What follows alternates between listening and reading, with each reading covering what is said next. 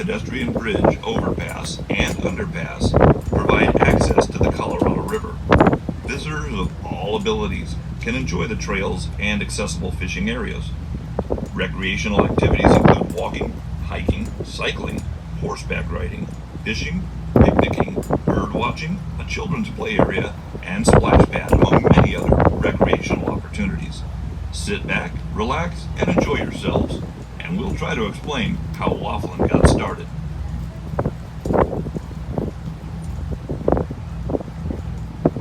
As a young boy in Owatonna, Minnesota, Don Laughlin was always interested in those slot machines. The bells, the bright colors. Even when he was 10 years old, standing on a bucket so he could watch over his mother's shoulder, it was a fascination. Growing up on the family farm in Owatonna, Minnesota, earning pocket money from trapping mink and muskrat in the countryside, he took that money and bought slot machines. He then installed them in local pubs. At the age of 15, Don was called into his principal's office and was told he was going to have to quit running his slot machines in the VFW halls, restaurants, gas stations, bars, and the American Legion halls. Don said he was making more money with punch boards, jukeboxes, slot machines, and cigarette machines than his principal was making at the time. After receiving an ultimatum, the young businessman quit school. That was over 60 years ago. As a young man, Don Laughlin moved to Las Vegas, which had become the only legal haven for gaming. He worked as a bartender by day and attended dice and card dealer school by night. By 1954, Don had saved enough money to purchase his own business, the 101 Club in Las Vegas. 10 years later, Don set out in reach of a new challenge. While flying over the desert in his private plane, he's a very good pilot, by the way, he came across this bankrupt 8-room motel and a restaurant on 6.5 acres of land. He paid $235,000 for it. It originally opened in 1946 as the Edgewater Lodge. When Don opened in August of 1966, all-you-can-eat chicken was 98 cents. Along with him, he brought 12 slot machines, 2 gaming tables, and he and his family occupied 4 of the 8 rooms attached to that motel. You're looking at one man's dream come true. Today, Don has 1,404 rooms and suites.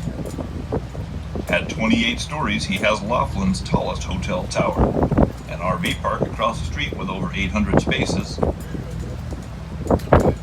Don has a newly renovated sixplex. It is the only cinema theater in the tri-state area featuring advanced state-of-the-art Dolby digital surround sound equipment and digital video equipment for a crisper quality picture. With an additional RealD digital 3D screen for a total of 3 3D theaters. Don also has top-name entertainment in Don Celebrity Theater and a hot nightclub known as the Losers Lounge, which is free of charge. If you get a chance, you should go see it. And if you haven't already joined the King of Clubs Slot Club yet, please do so. In 1991, Don Laughlin was inducted into the Gaming Hall of Fame. In the fall of 1993, he purchased the Crystal Palace, which was the 3rd casino to be built in Laughlin, located across the street from the Aquarius, formerly known as the Flamingo Hotel, and is adjacent to Don's RV park. Don Laughlin is also acknowledged as a civic leader. Development of a modern airport in Bullhead City was crucial to the future of Laughlin. Don Laughlin didn't wait for someone to tell him it was a good idea. He already knew it. He built and donated flood control channels and used 433 acres to create the airport. Dedicated in 1991, Laughlin Bullhead International Airport was completely redesigned to carry large passenger aircraft in and out of Laughlin, along with the FAA, who also helped fund the project. The $22 million Laughlin Bullhead City Airport is now ready to accept 747s. The Aquarius, formerly known as the Flamingo Hotel, opened in August of 1990 with 2,000 rooms and is Laughlin's largest hotel. To give you an idea of how the price of money has gone up, the Binion family, who owns the Binion Horseshoe in Las Vegas, paid $4 million for 19.5 acres in 1980. In 1988, they sold it to the Hilton Corporation for $27 million. And in 2005, Harrah's Entertainment announced plans to sell the resort to American Real Estate Partners. The $170 million sale closed on May 19, 2006. Plans called for the property to be renamed the Aquarius within 6 months of the sale. The Aquarius is the largest hotel in Laughlin. Aquarius has two 18-floor towers with 1,907 rooms and suites that overlook the Colorado River. The Regency, a little casino just north of the Edgewater Tower, was the 5th casino to be built in Laughlin. It opened in 1978. They have no hotel or boat service, but it is the only other privately owned casino in Laughlin other than the Riverside. The Edgewater was built in 1979. In 1983, Circus bought it.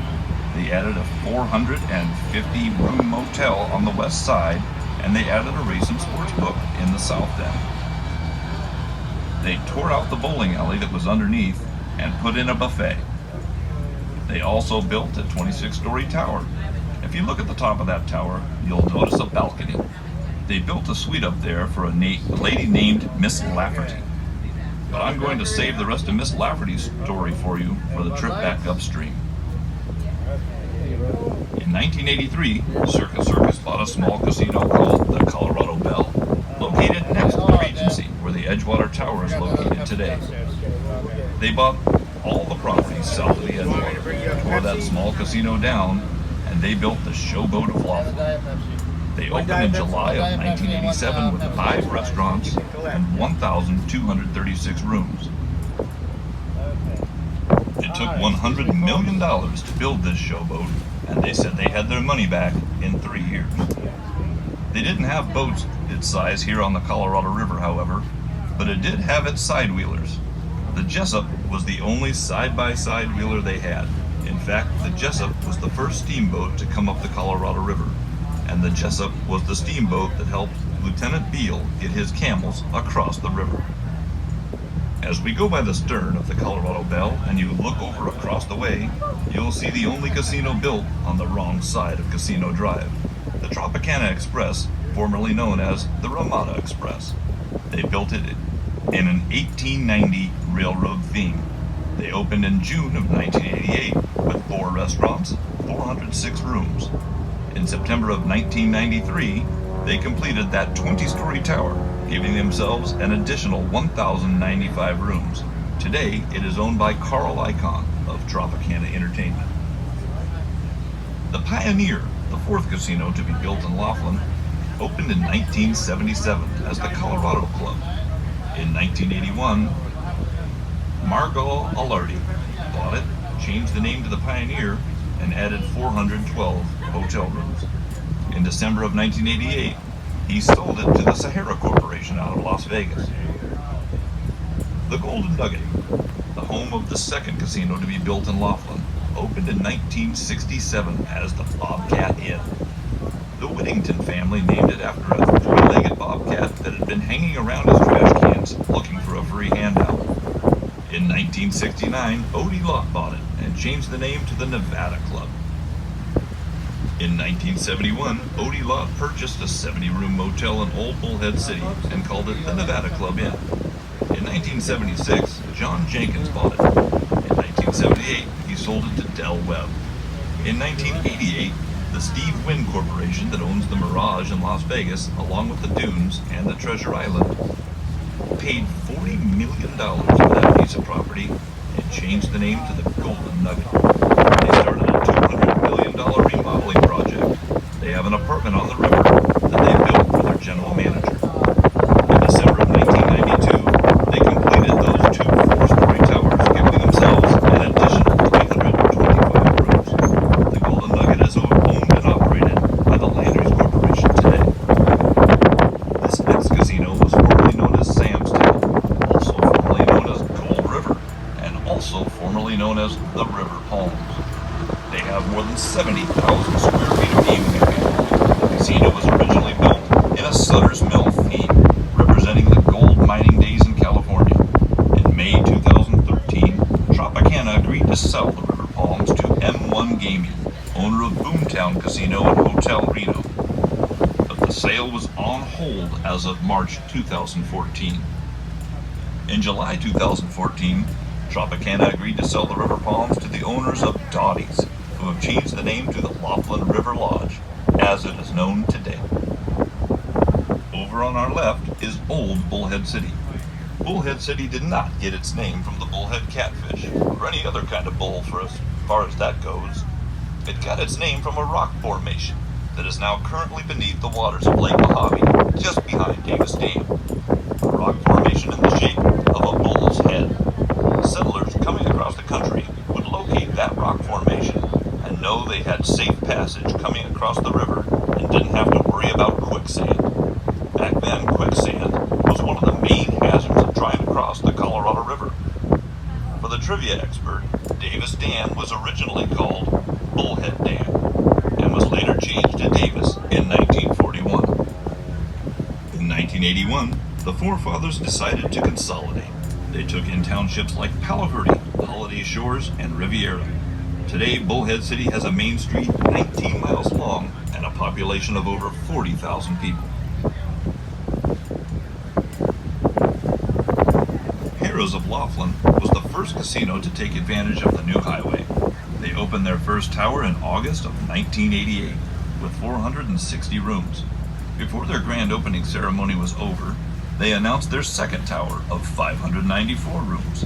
In August of 1992, they had completed their third tower of 19 stories, 707 rooms, and a 2,000 square foot swimming pool. This casino was built on a 50-acre natural cove, and it has one of Laughlin's prettiest beaches, especially during the summer months.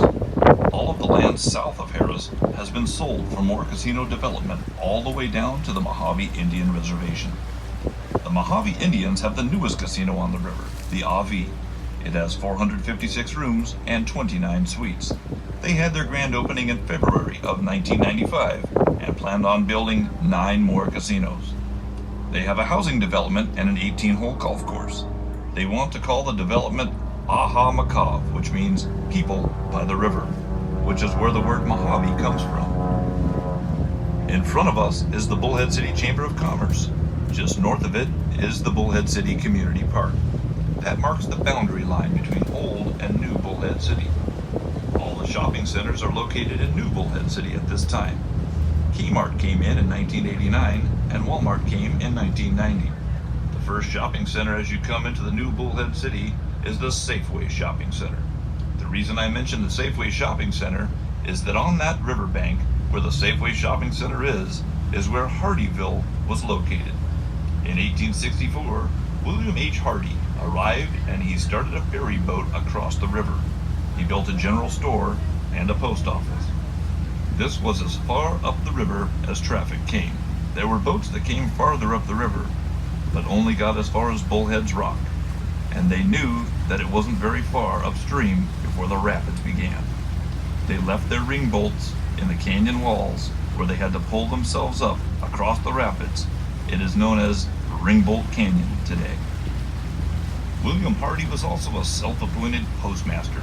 The mailbags coming through frequently needed repair. The thread was always coming out of them due to the rough ride and the weather. William Hardy got tired of sewing the mailbags back together, so he sent them down to the liveries table and had them riveted. On one of his trips to Washington, he told the Postmaster General about it, and to this day, the U.S. mailbags are still riveted. The only thing left of Hardyville today is the old Hardyville Cemetery, across the street from the Safeway Shopping Center. You can see where the hillside has been cemented in. At the top of that cemented-in hill is the old Hardyville Cemetery.